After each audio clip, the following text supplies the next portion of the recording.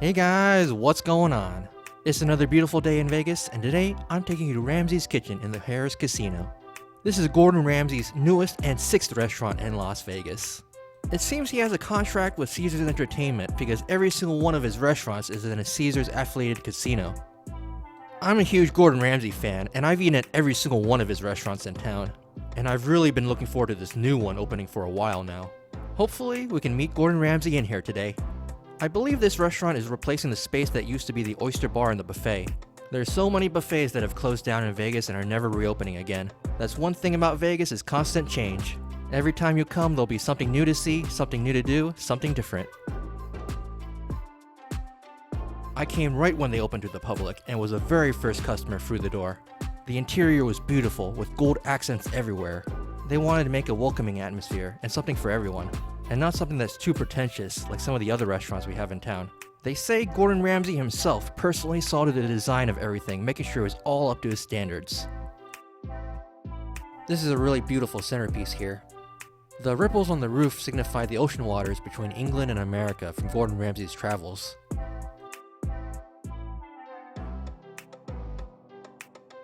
They have an oyster bar seating here. For those of you that are missing the former oyster bar that used to be here, they have oysters and many seafood options on the menu.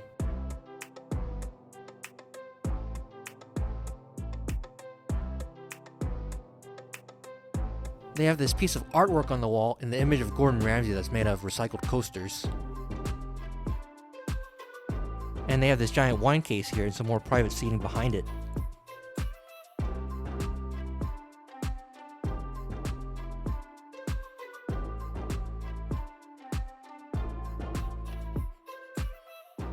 And they have a wide open kitchen so you can watch them cooking.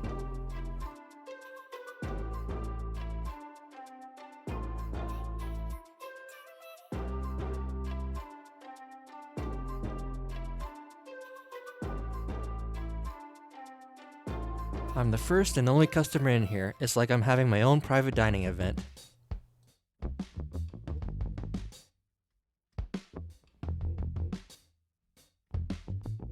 Here's a look at their menu. I believe this restaurant is open from 11 a.m. to 10 p.m. every day, and this menu is served all day. And I believe this is just a soft opening right now, and their true grand opening is on November 25th. They do have a Ramsay Kitchen location in Boston, and the menu here looks very similar to their Boston menu. It has all your Gordon Ramsay classics, like Beef Wellington, scallops, Sticky Toffee Pudding. Here's a look at their entire beverage menu. I don't think the official website has posted any menus yet, so I'm gonna go through the entire beverage menu for y'all.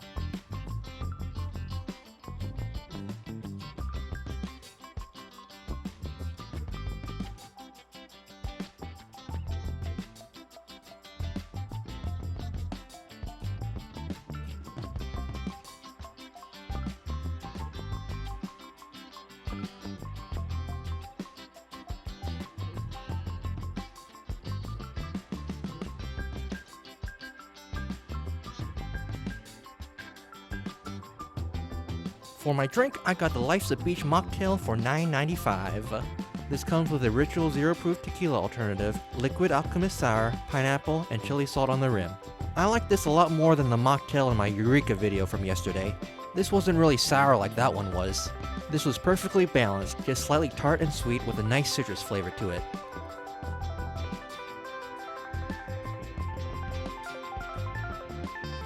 For my first course, I got the Tuna Tartare for $29.95. This comes with a chili garlic soy sauce, sour cream, avocado, and wonton crisps. Gotta put everything on the chip here. And this is raw yellowfin tuna that's been diced up and marinated in that soy garlic glaze with some sesame seeds on top. It's kinda like tuna poke if you've eaten that before. The wonton chip was thin and crispy and everything tasted really fresh. I like the color and presentation of everything too. The avocado was so green and cut up so nicely. Not a single brown spot to be seen. And the fish tasted fresh with no fishy taste at all. The tuna was slightly spicy with a bit of a kick, but not overly spicy. And it had a nice soy sesame taste to it. And I like the combination of everything in here too. It all complemented each other really well. They give you too few chips though, and I ran out of chips at the end. You only get 5 chips, and there's so much stuff to put on each chip.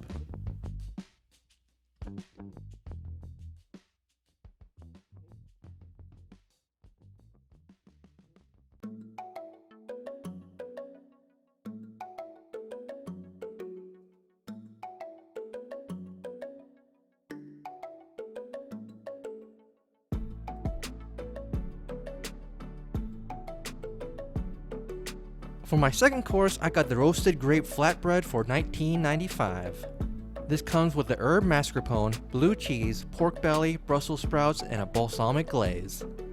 It's cut into 4 pieces, and the flatbread was pretty soft and droopy in the middle, but it was quite crisp on the edges though. When I tried picking it up, all the toppings were slipping off of it, so this pretty much needs 2 hands to handle. This tasted amazing. I actually think this was my favorite dish that I ordered here today. It's definitely unique and not something you see on a menu anywhere. It was sweet, savory, and really flavorful. And again, all the ingredients really work well together. The balsamic vinegar gives it a bit of a sweet, tangy taste, the pork belly was fatty and tender, and then there's the creaminess and richness from their mascarpone cheese. I really like this a lot.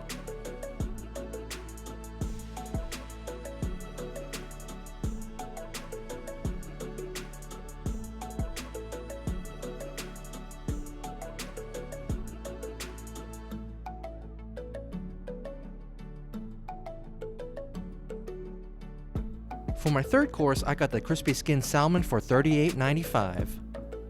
This comes with a purple cauliflower puree, Harrahs roasted Romanesco, and a beurre blanc sauce, which is like a classic French butter sauce. When you add the lemon juice to the cauliflower puree, there's a little surprise. There's some kind of chemical reaction going on that turns the puree into a funky pink color from the acid of the lemon juice. Now it's this really cool tie-dyed color. This kind of reminds me of when Heinz came out with purple ketchup. I guess it wasn't very popular since it got discontinued, but I will say this is pretty fun and creative.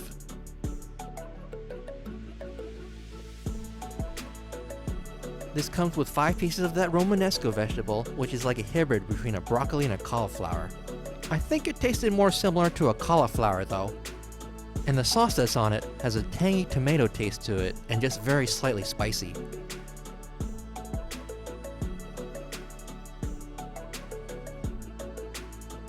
The salmon skin was really crispy, and the salmon meat was really soft and tender too. And the puree looks kinda crazy, but it really just tasted like a light buttery cauliflower mixed with citrus flavor from the lemon juice.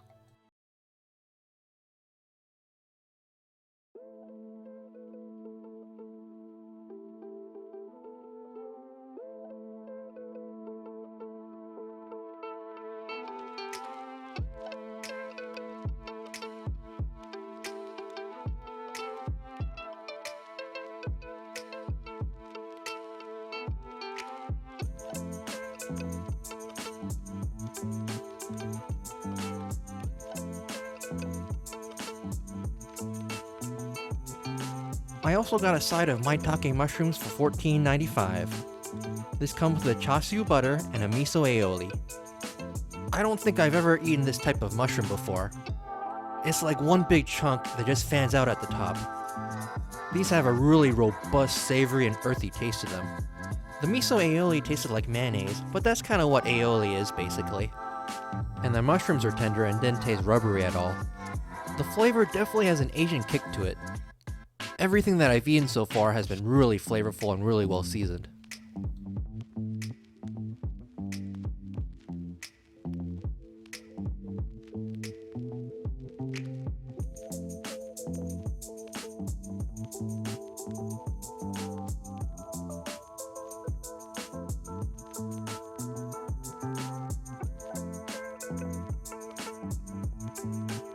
And last but not least, I cannot eat at a Gordon Ramsay restaurant without getting the Beef Wellington. This was a whopping $69.95. And this looks pretty similar to the Beef Wellingtons that I've had at his other restaurants. It comes with the potato puree, glazed baby root vegetables, red wine demi-glaze, and is served medium rare. I believe the vegetables are shallots and carrots, and all the veggies are cut into these small round shapes. Both the veggies tasted pretty good. They sure don't give you very much potato puree, that's for sure. It's just spread thinly across a plate. But it was completely smooth like butter. And I do love the presentation of everything here. It all looks so pretty, like a work of art. The Beef Wellington is a juicy beef tenderloin that's wrapped and baked in a puff pastry dough. And this was cooked to a perfect mid-rare. The puff pastry was pretty soft and not really crispy, but I did mix it in with all the sauce and everything though before I ate it. And I think there's a mixed mushroom, herb, and prosciutto layer surrounding the beef as well. Any fan of Gordon Ramsay has to try his signature Beef Wellington. They said that this was different compared to the Beef Wellingtons at his other restaurants and that there's a layer of prosciutto in this. At first, I couldn't really taste the prosciutto when I ate it mixed in with everything together. But then I focused in on it and I could tell there was a salty ham taste in this. And the very end of the puff pastry was flaky and crispy when it wasn't totally mixed in with the sauce.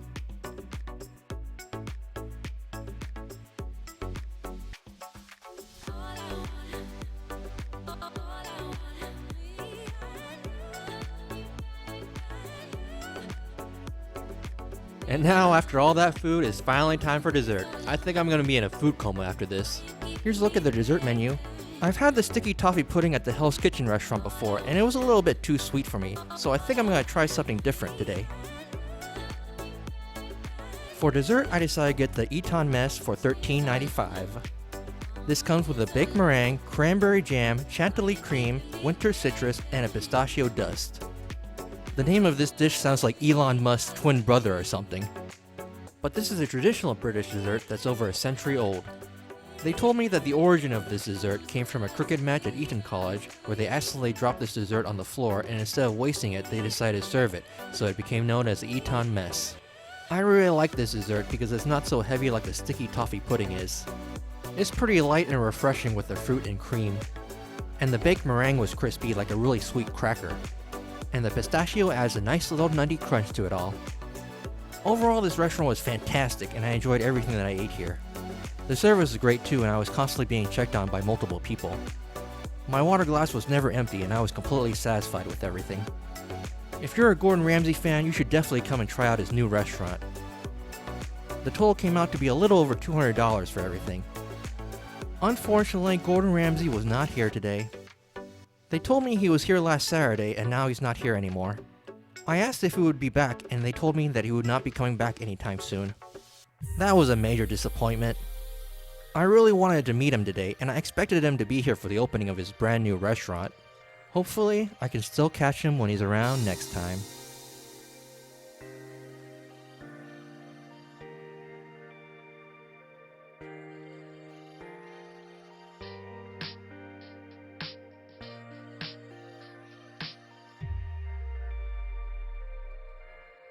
Hey guys, thanks for watching. I hope you enjoyed our video. If you want more Vegas videos, don't forget to hit that like, subscribe, or leave a comment down below. Tell us what you think of Ramsay's Kitchen and the Harrahs Casino in Las Vegas.